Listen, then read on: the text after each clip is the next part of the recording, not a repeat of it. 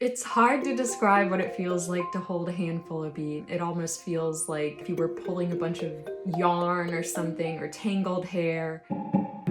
I've been beekeeping for over 10 years. I wake up in the morning and I'll get a call that says someone has a colony of bees. When I get on site, the first thing I do is I observe the bees and I look at the colony and I make a plan for getting them out as safely as possible, not only for myself and everybody around me, but also for the bees. Removals can take a different amount of time. If it's a small swarm, it might not take that long. If it's a giant beehive in the wall of someone's home, that could take all day or potentially 2 days. Bees had been living in this backyard shed for many years. The shed was going to be torn down, but the homeowners wanted to save the bees, so they called me. I removed bees from some very weird places: a toilet, chest of drawers, an RV, speakers. A lot of times I choose to not wear protective equipment. The beekeeping gear, it's big and it's bulky, and it has to be. That's what protects a person from getting stung.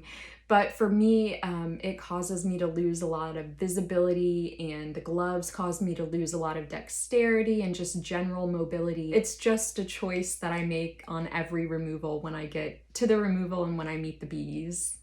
Bees do have the potential to be very dangerous. A human can die if they get stung too many times. I've gotten pretty used to getting stung when it happens, and it's really just a part of the job.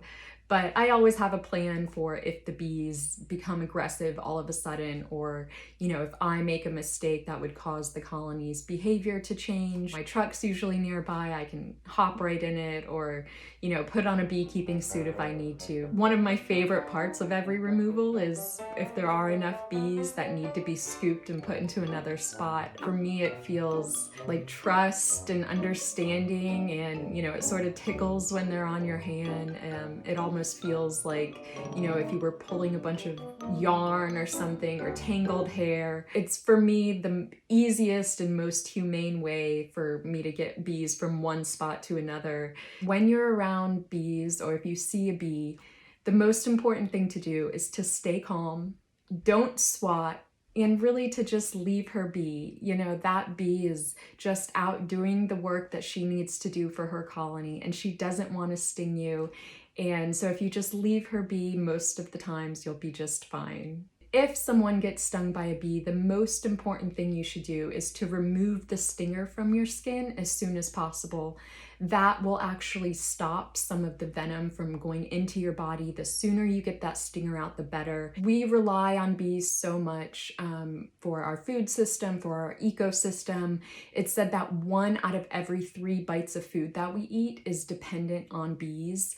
So I don't think that people really understand just how important bees are. They're feeling the effects of things like climate change and habitat loss, and they need a healthy diet to do the work that they do for our world. No one is too small to make a big difference, just like the bees. And if you want to help bees, plant something in your yard or garden or balcony that will provide food for bees.